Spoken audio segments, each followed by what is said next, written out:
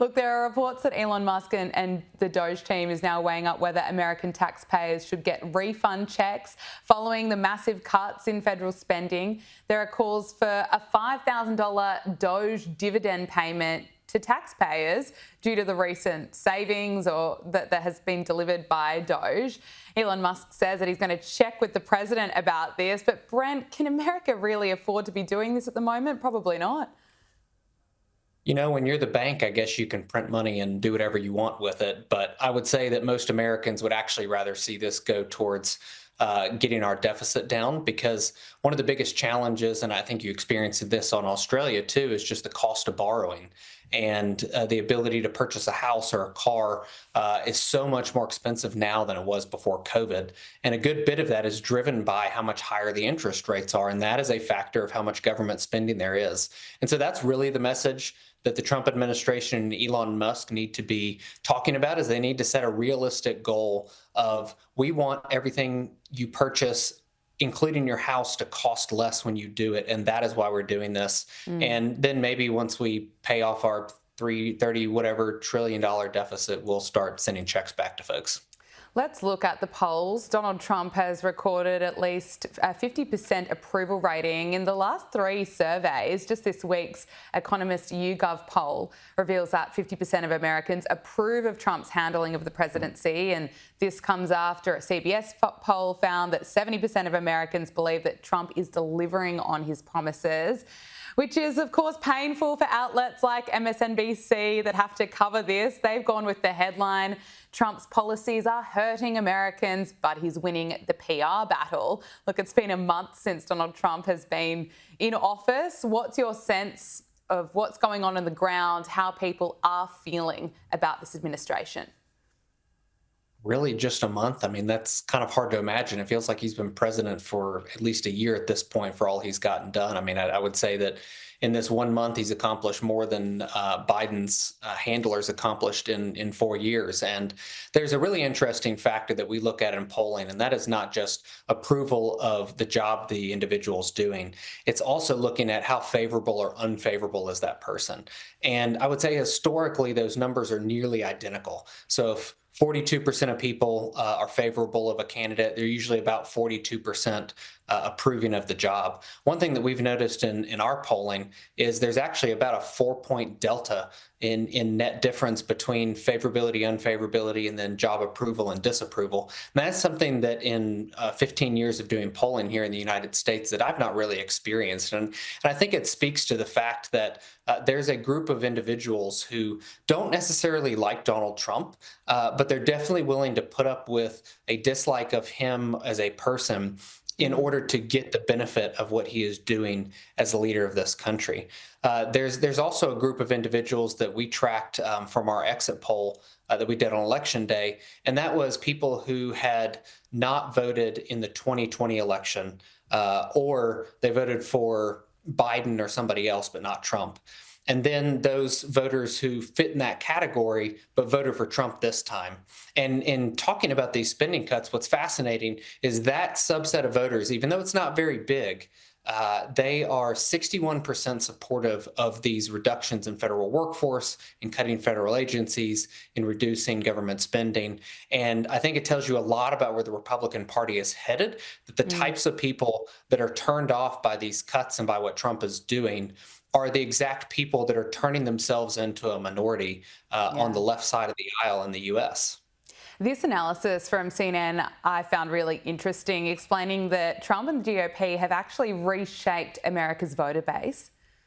Donald Trump and the Republican Party has changed the electorate. What do I mean by that? Well, let's take a look at party identification, Democrats versus Republicans. You go back to 2017, 5 points more of the electorate was Democrats than Republicans. You go to 2021 when Joe Biden was starting out, look at that, 6 points more of the electorate was Democrats than Republicans. But look at what's happened in February of 2025. Look at this. Republicans, there are more Republicans in the electorate than there are Democrats. Republican +2. So Donald Trump and the Republicans have remade the electorate. They've turned some people over from being Democrats or independents to become Republicans. New folks have entered the electorate who are more Republican leaning. And so when you combine that with the fact that Republicans are really, really behind Donald Trump, all of a sudden you get a winning recipe whereby you break the normal rules of politics and give Donald Trump that positive net approval rating when he had pretty much a consistently negative one in term number one. It's interesting, even being here in Australia, you can really feel the shift. You can really feel that this has been a huge trend that we've seen just, I suppose, the last year. Do you think that trend will be here to stay? I do. There's definitely work on the parties of the center right around the world to go build relationships with these new voter bases.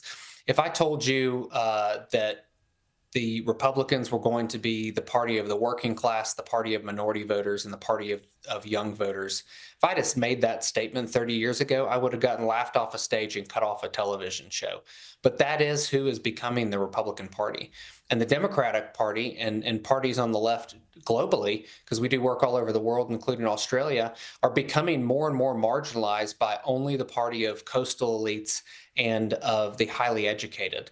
And so Republicans can't take this for granted going into the midterms next year. They've got to get out there and actually build their own brand and relationship and say, this is who we are as Republicans. We're not just with Donald Trump. This is what we believe. And that's going to be what is the long-term impact of Donald Trump's election. And I do believe it will continue. It's interesting. Hollywood celebrities still don't seem to get the MAGA movement at all. Here is Tom Hanks appearing on SNL, acting to be a racist Trump supporter while wearing a MAGA hat and refusing to shake someone's hand. Just take a look. Now, speaking of church, can I say something? If more folks went to church, we wouldn't be in this mess we're in now. You know what? I agree with you, Doug. I'd like to shake your hand, sir. Here we go. No, Oh, no. It's just a handshake. Yeah, it's just a handshake. Yeah, all right. You're welcome at Black Jeopardy anytime. Yeah, you take it.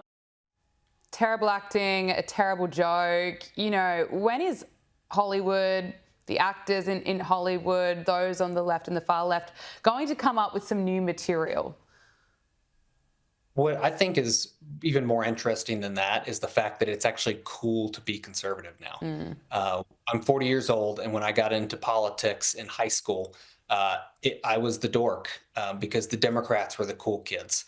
And what's really funny about this skit is, one, Tom Hanks is a pretty good actor, and though I hate his politics, I got to admit he makes some really good movies, is the fact that white voters are not who elected Donald Trump. So the margin that Donald Trump got out of white voters in 2020 is exactly the same margin that he got out of white voters in 2024. It was actually Hispanic and Black voters, mostly men, but it's some women too, that moved Donald Trump across the finish line. So for them to make a skit like that is so disingenuous and shows so how out of touch they are when it was actually non-white voters who put Donald Trump in the White House. Excellent point. I think someone needs to tell them. The problem is these celebrities do have some influence. It has dropped a lot. I don't think anyone really cares what Taylor Swift has to say about politics, but there are still some people out there that seem to idolize these Hollywood celebrities and believe that Donald Trump is such a danger. Here's this lefty proudly rather claiming that should rather choose violence against Trump supporters. I woke up and chose violence against the Red Hats today. I will wake up and choose violence against the Red Hats every day. Oh my goodness, absolutely insane. What do you make of it? Well, that's also the party who wants to end threats to democracy by basically suspending democracy, like trying to get rid of the mayor of New York just because they don't like him. And I'll tell you a personal story is I have a fourth grade son who is very into Donald Trump, and we live in an area that Kamala Harris won at 80% of the vote. And he wore his red MAGA hat to school the day after the inauguration. And one of his teachers said, "You have to take that off. You're not allowed to wear that in this school."